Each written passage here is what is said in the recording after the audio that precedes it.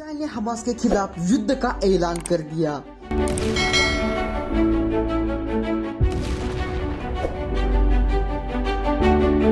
शनिवार 7 अक्टूबर को हमास ने इजराइल के खिलाफ ऑपरेशन अल-अक्सा स्टॉर्म शुरू किया। हमास ने गाजा स्ट्रिप से इजराइल के ऊपर 5000 रॉकेट से हमला किया।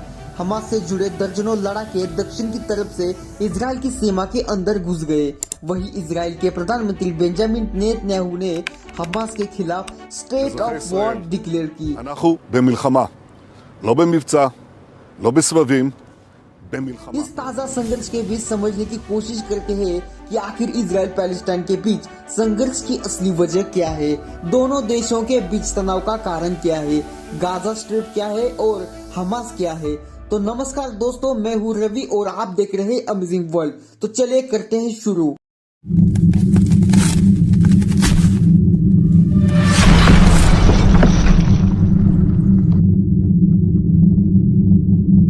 इजराइल और पैलेस्टाइन के बीच के मतभेद की शुरुआत ऑटोमन साम्राज्य के खत्म होने के साथ होती है। इस दौरान पूरे यूरोप में राष्ट्रवाद का व्यापक प्रभाव देखा जा रहा था। कई देश टुकड़ों टुकड़ों में बटे थे। राष्ट्रवाद की लहर इन्हें एक कर रही थी। इटली और जर्मनी जैसे देश राष्ट्रवाद के नाम पर एक हो रहे थे। इसका प्रभाव यहूदियों के बीच भी देखने को मिला। राष्ट्रवाद की भावना यहूदी लोगों के बीच भी जगी। उन्हें अपने पवित्र स्थान पर दोबारा जाकर बसने की लालसा उठी। यहीं से ज़ियोनिस्ट आंदोलन की शुरुआत होती है। 19वीं सेंचुरी में यहूदियों की यह पवित्र भूमि पैलेस्टाइन के नाम से जानी जाती थी। इस दौरान पूरे यूरोप में यहूदी बिखरे हुए थे। उनके साथ यूरोप में काफी शोषण होता आया था। ज़ियोनिस्ट आंदोलन के दौरान शुरुआत में छोटे स्तर पर यहूदियों का पलायन पैलेस्टाइन की ओर हुआ। इसके बाद आता है फर्स्ट वर्ल्ड वॉर का दौर। 1917 में बेलफोर डिक्लेरेशन आया। कई लोगों का मानना है कि बेलफोर डिक्लेरेशन एक प्रमुख वजह थी जिसने इजराइल पैलेस्टाइन मतभेद को जन्म दिया। 1917 फर्स्ट वर्ल्ड वॉर के दौरान जब ऑटोमन साम्राज्य हारने की कगार पर था, उस समय ब्रिटेन के विदेश मंत्री सर आर्थर बेलफोर ने एक डिक्लेरेशन जारी किया। इस डिक्लेरेशन में यह इंगित किया गया कि ब्रिटेन यहूदियों की उनकी पवित्र भूमि पैलेस्टाइन देगा और वहां उनका पुनर्वास करवाएगा। वहीं दूसरी ओर ब्रिटेन ने चुपके से फ्रांस और रूस के साथ साइक्स-पिकोट एग्रीमेंट पर हस्ताक्षर किया। इसके अंतर्गत उसने पूरे मध्य पूर्व को अलग अलग हिस्सों में बांट दिया और तय किया कि फर्स्ट वर्ल्ड वॉर की समाप्ति के बाद कौन सा देश किस हिस्से में जाएगा। इसमें उसने पैलेस्टाइन को अपने हिस्से में रखा, सीरिया और जॉर्डन फ्रांस को दिया, वही तुर्की का कुछ हिस्सा रूस के पास गया।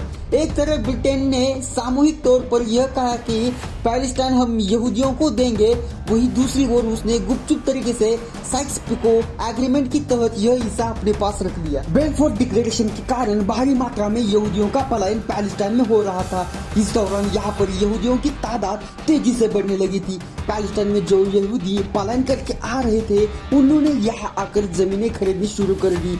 धीरे धीरे यहूदियों का पैलेस्टाइन में विस्तार होने लगा। अब यहूदियों ने अरब पैलेस्टाइनियों से जमीन खरीदने की दर पहले के मुकाबले और भी ज्यादा बढ़ा दी। यहूदियों का पैलेस्टाइन व्यापक विस्तार होने लगा था। पैलेस्टाइन में अपना प्रभुत्व मजबूत करने के बाद उन्होंने अरब पैलेस्टाइनियों को भगाना शुरू कर दिया।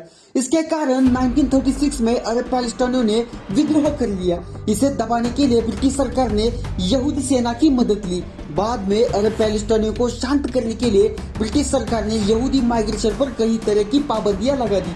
इसके चलते हुए यहूदी लोग ब्रिटिश सरकार के खिलाफ हो गए और छुप छुप कर उन पर गुरिल्ला हमला करने लगे। इसके बाद वर्ल्ड वॉर 2 की शुरुआत होती है। हिटलर के शासन के अंतर्गत पूरे यूरोप में भयंकर स्तर पर यहूदियों का नरसंहार हुआ। करीब 42 लाख यहूदियों को गैस चैम्बर में डालकर मार दिया गया।